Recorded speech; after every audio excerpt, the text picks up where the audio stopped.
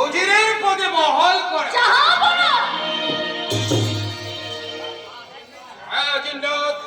এই যুবক নবাব মুর্শিদ কুলি খানের খ্বাব সত্যই পরিণত করেছে। হয়তো কিন্তু ভোটে সংবাদ পেয়ে নবাব মুর্শিদাবাদ উৎসবে মুখর হয়ে উঠেছে। উৎসবে নাচে গানে উজান হয়ে উঠেছে।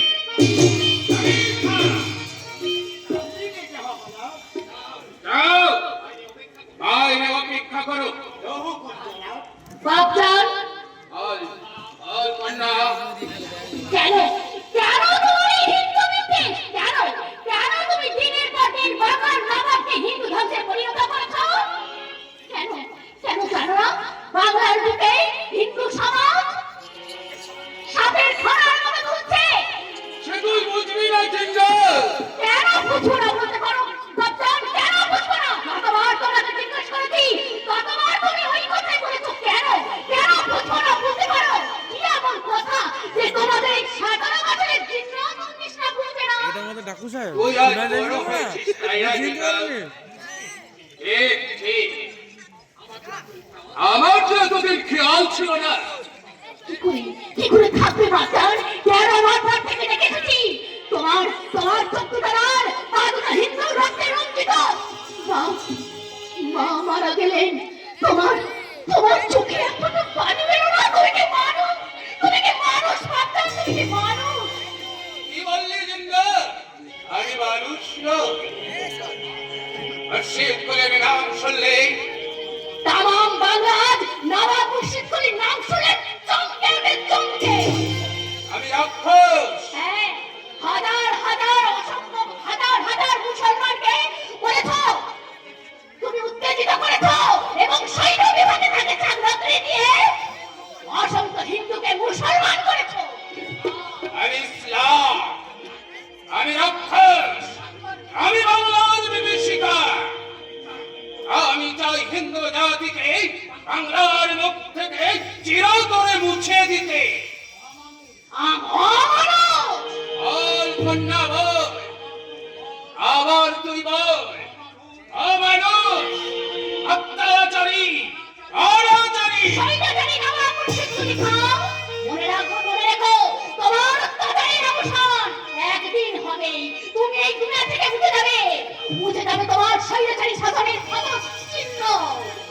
দুনিয়ার মানুষ কিন্তু তোমার ভুলবে না, বিস্মিত হবে তোমার কুকর্মের কীর্তি গাথা। লাখো লাখো মানুষের অভিব্যক্তি হয়ে ইতিহাসের পাতায় লেখা থাকবে হিন্দু বিদুষী নবাব নবাব মুর্শিদ কুলি খান নাম।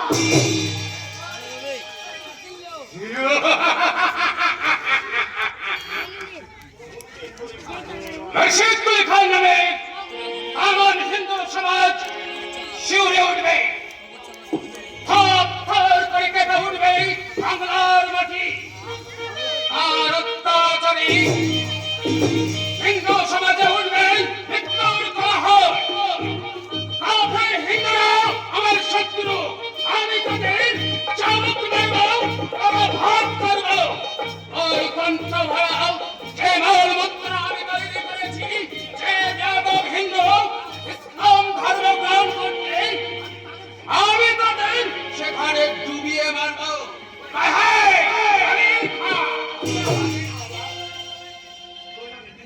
দুজন হিন্দু জমিদার মুসলমান হয়েছে, তাই না?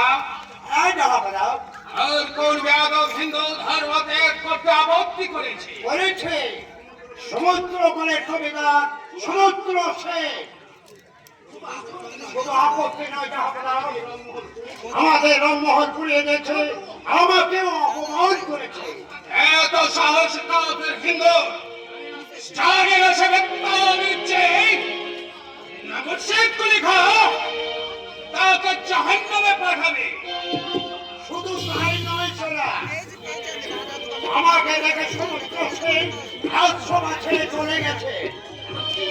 এই তো কোন মুসলমানকে দেখি কোন হিন্দুকে পূজা করতে এগিয়ে আসে? তহসিলদার সাহেবকে উজিরি পেয়েছেন নাকি? গায়ে বড় লাগছে, তাই না? জাহাপনার উচিত ওই খোদাকে পদচ্যুত করে চৌকিদারিতে বহাল করা। কিন্তু কিন্তু আমার সম্মুখে আমারই কর্মচারীকে চোখ রাঙা কোন সাহসে রবি খা? দাবির সাহেব চাপড়াও দাবির খা। বলো বলো রাজি, তুমি কি বলতে চাও? রবির খা সমুদ্রগড় থেকে এক হিন্দু আরবকে সঙ্গে করে এনেছে। তার থাকার ব্যবস্থা এই প্রাসাদেই হবে। কিন্তু সেই নারী কি ইসলাম ধর্ম গ্রহণ করতে চায় জাহাপনা। নাজি, আজ তুমি কি কাজ করেছো জানো?